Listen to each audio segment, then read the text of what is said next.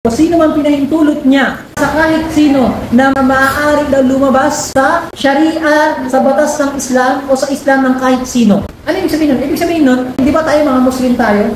So, ang Muslim lahat tayo sumusunod kay Propeta Muhammad sallallahu alaihi wasallam. Walang exception. Kapag sabi ng Allah Ta'ala mag-fasting ka, kailangan mo mag-fasting. Pag sabi ng Allah Ta'ala magsala ka, kailangan mo magsala. Walang exception. Si Propeta Muhammad ay ating din sinusunod. Walang exception. So, sino man nagbigay ng exception sa isa sa mga tao na pwede lumabas sa Islam, excuse ka na sa Islam, kumbaga pinahintulot mo, okay, excuse ka na, hindi ka na dito. Kahit hindi ka na magsala, Muslim ka pa rin. Bakit hindi ka na mag-fasting? Sino man nagbigay ng exception sa mga tao o naniwala na merong exception sa Islam, kapag kafar siya ay makakalabas sa Islam. Kasi bakit? Si Propeta Muhammad sallallahu alaihi wasallam, sabi ng Allah Ta'ala, nang walang exception na pinadala siya ng Allah Ta'ala sa buong mundo. Anong sabi ng Allah Ta'ala? Qul ya ayyuhan nas. Sabi mo Muhammad, o kayong mga tao, hindi sinabi mga Muslim lang, mga tao lahat. Sabi niya, inni Rasulullah ilaykum jami'a. Ako ay propeta para sa inyong lahat. At sabi ng Allah Ta'ala, wa ma arsalnaka illa kafatan linnas. At hindi ka namin pinadala Muhammad, maliban ito ay para sa buong sangkatauhan. Walang excuse.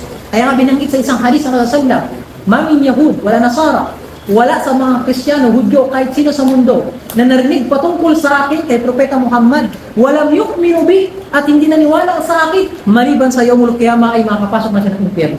Lahat dapat tayo dito ay sumunod kay Propeta Muhammad sallallahu alaihi wasallam. Tayo ay umma niya, walang exception niyo. Ang wajib sa kanya, wajib sa atin, magsala tayo. Kaya binanggit sa isang hadith ng Rasulullah, ano sabi niya? Sabi ni Propeta, "Walaw kana Musa bayna azhurikum." Nung si Propeta Musa buhay daw, buhay. Si Propeta Musa, kapag nabuhay daw sa panahon ngayon, sumattabattumu, tapos sinundan niyo siya, sumunod kayo sa kanyang sunna, labalaltum, maliligaw pa rin kayo. Si Musa ngayon ano ang pinakapunto? Ang pinakapunto ay ang pangsusunod din natin ay si Propeta Muhammad na.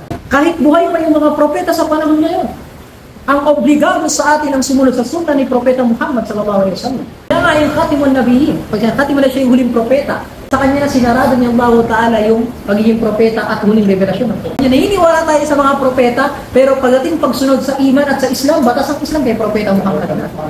Diba kabilang nga sa palatandaan ng Yawmul Qiyamah, bababa si Jesus, pero bababa si Jesus sa Yawmul Qiyamah, sino ang susundin niyang batas? Si Propeta Muhammad sallallahu alaihi wasallam.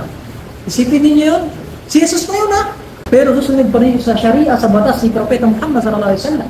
At sabi niya Muhammad sallallahu alaihi wasallam, kahit buhay si Musa alaihi salam sa panahon ninyo, sinabi niya kay Umar, pero kahit buhay pa raw sa panahon ngayon, sumattabattumu, tapos sa kanya kayo sumunod, labanan, tumaliligaw pa rin kayo. Ang pinakapunto dito ay walang excuse sa batas ng Islam kahit sino. Lahat tayo umma ni Propeta Muhammad sallallahu alaihi wasallam. Maliban kapag baliw ka, siraulo ka na. Kasi bakit? Kabilang sa kondisyon ng ibada, kung matinong pag-iisip, kung wala ka na sa katinuan, okay, excuse ka na. Diba? Sabi ng Allah Ta'ala, ya ayyuhan nas, udkhulu fis silmi kaffa.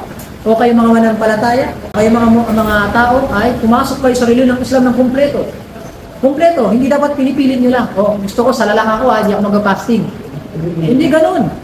Nakuha ninyo, o fasting lang kaya ko, yung sala, hindi dapat sa akin yan. Hindi yan ganun.